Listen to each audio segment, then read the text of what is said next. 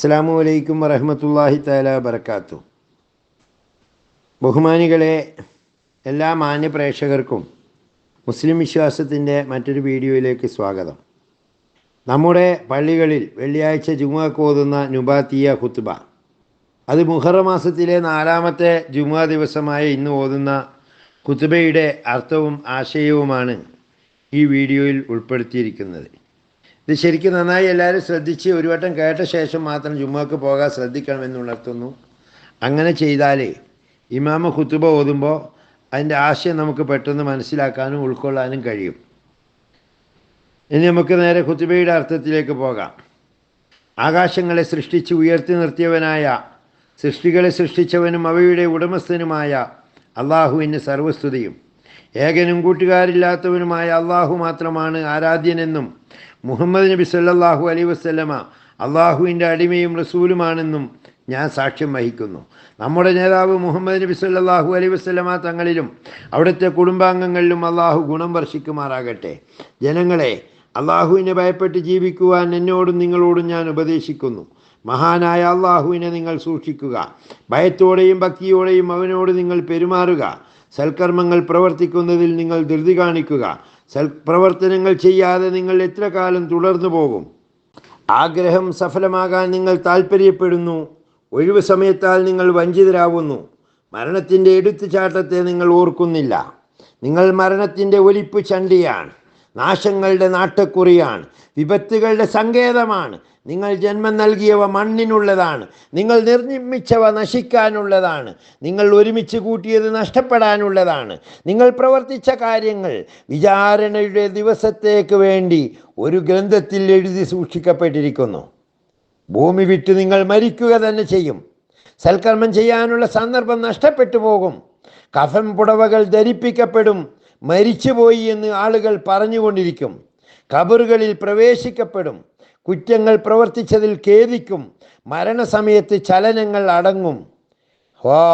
അള്ളാഹുവിൻ്റെ പക്ഷത്ത് ഞാൻ വീഴ്ച വരുത്തിയതിൽ എൻ്റെ സങ്കടമേ, നിശ്ചയമായും ഞാൻ കളിയാക്കുന്നവരുടെ കൂട്ടത്തിലായിപ്പോയല്ലോ എന്ന് പറയപ്പെടും. ഇവയെല്ലാം സംഭവിക്കുന്നതിന് മുമ്പ് ചിന്തിക്കുകയും സൂക്ഷിച്ച് ജീവിക്കുകയും ചെയ്ത മനുഷ്യനെ അള്ളാഹു അനുഗ്രഹിക്കട്ടെ. മരണവേളയിൽ ശ്വാസം തിങ്ങും. പഞ്ചേന്ദ്രിയങ്ങൾ നിശ്ചലമാകും. നിരാശ ബാധിക്കും. ഭൗതിക സുഖങ്ങളാൽ വഞ്ചിക്കപ്പെട്ടവനിൽ ഭയവും പേടിയും അധികരിക്കും. ഇഷ്ടപ്പെട്ടവരെ തൊട്ടും ബന്ധുക്കളെ തൊട്ടും അശ്രദ്ധമാകുന്ന അവസ്ഥയാണ്. തീർത്തും പരാജയം സമ്മതിക്കുന്ന സന്ദർഭമാണ്. മരണവെപ്രാളത്തിൽ അകപ്പെട്ട സന്ദർഭം. അവൻ ചോദിക്കപ്പെടുന്നു, പക്ഷേ മറുപടിയില്ല. മരണത്തെ ദുർബലപ്പെടുത്താനും ഭൂമിയിലേക്ക് തന്നെ തിരിച്ചയക്കാനും അവൻ ആവശ്യപ്പെടുന്നു. തികച്ചും അസംഭവ്യമായതിനെയാണ് അവൻ ചോദിക്കുന്നത്. കേട്ടുകൊണ്ടിരുന്നത് ഇതാ അവൻ കണ്ടുകൊണ്ടിരിക്കുന്നു. സംശയം നീങ്ങി, ഉറപ്പ് കൈവന്നിരിക്കുന്നു. ആത്മാവ് പിടിക്കപ്പെട്ടു, ഖബറിൽ താമസിക്കപ്പെട്ടു, മണ്ണ് വാരിയിടപ്പെട്ടു, മണ്ണ് കോരിയിടപ്പെട്ടു, ഭൂമിയിലേക്കുള്ള മടക്കം നിഷേധിക്കപ്പെട്ടു. ഭൗതിക ലോകത്ത് നിന്നും അവൻ്റെ അടയാളം തന്നെ നീക്കപ്പെട്ടു പോയി. അവൻ്റെ പേര് മാഞ്ഞുപോയി. ഭൂമിയിൽ ജീവിക്കുന്നവരിൽ നിന്നും അവൻ്റെ വർത്തമാനം മാറ്റപ്പെട്ടു. ഇനി ഇസ്രാഫീൽ അലൈഹിസ്സലാമിൻ്റെ ഊത്ത് പ്രതീക്ഷിച്ചിരിക്കുകയാണ്. അതെ, പുനർജന്മത്തിനു വേണ്ടി രഹസ്യം പരസ്യമാകുന്ന ദിവസം, മനസ്സിൽ സൂക്ഷിക്കപ്പെട്ടത് പുറത്തെടുക്കപ്പെടുന്ന ദിവസം. ചെറുതും വലുതുമായ കാര്യങ്ങൾ വിചാരണയ്ക്ക് വിധേയമാകുന്നു. അതോടെ ഒരു വിഭാഗം സ്വർഗത്തിലേക്കും മറ്റൊരു വിഭാഗം നരകത്തിലേക്കും മാറ്റപ്പെടുന്നു. വെപ്രാളത്തിൻ്റെ ദിവസത്തിൽ അള്ളാഹു നിർഭയത്വം പ്രദാനം ചെയ്യട്ടെ. അശ്രദ്ധയിൽ നിന്നും അള്ളാഹു നമ്മെ ഉണർത്തുമാറാവട്ടെ. ഇതാ ലോകരക്ഷിതാവിൻ്റെ വചനം. കല്ലാ ഇദാ ബലഗതി തറാഖിയ വഖീല മൻ റാഖ് വظن أنه الفراق والتفت الساق بالساق إلى ربك يومئذ المساق.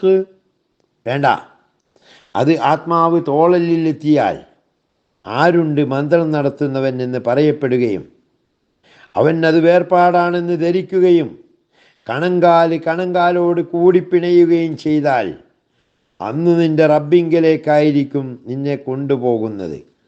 സൂറത്തുൽ ഖിയാമയിലെ ഈ 30-ാമത്തെ ഈ വചനത്തോടു കൂടെയാണ് ഈ ഖുത്ബ അവസാനിക്കുന്നത്. അള്ളാഹു ഇതിൻ്റെ അർത്ഥം മനസ്സിലാക്കി ജീവിതത്തിൽ പ്രയോഗവൽക്കരിക്കാൻ നമ്മെ അനുഗ്രഹിക്കുമാറാകട്ടെ. ആഖിർ ദഅ്വാനാ അൽഹംദുലില്ലാഹി റബ്ബിൽ ആലമീൻ. അസ്സലാമു അലൈക്കും വറഹ്മത്തുള്ളാഹി തആല വബറകാതുഹു.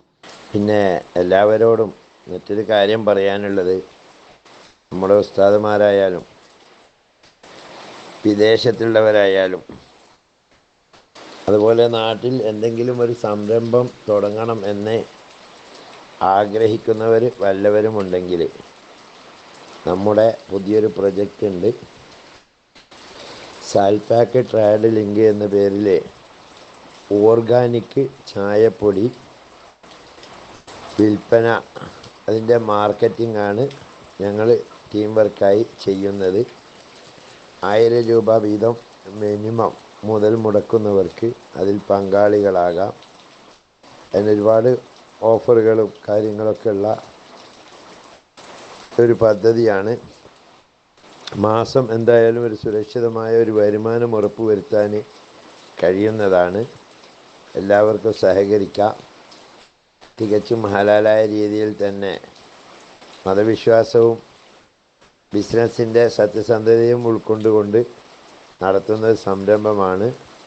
ആരുടെയും മുടക്ക് മുതലോ മറ്റൊന്നും അന്യായമായിട്ട് നഷ്ടപ്പെട്ടു പോവില്ല എന്ന് മാത്രമല്ല, എല്ലാത്തിനും ഉത്തരവാദിത്വവും ഗ്യാരണ്ടി ഉള്ളതോടൊപ്പം തന്നെ എല്ലാവർക്കും ശുദ്ധമായ ചായ കുടിക്കാനും അവസരം കിട്ടും.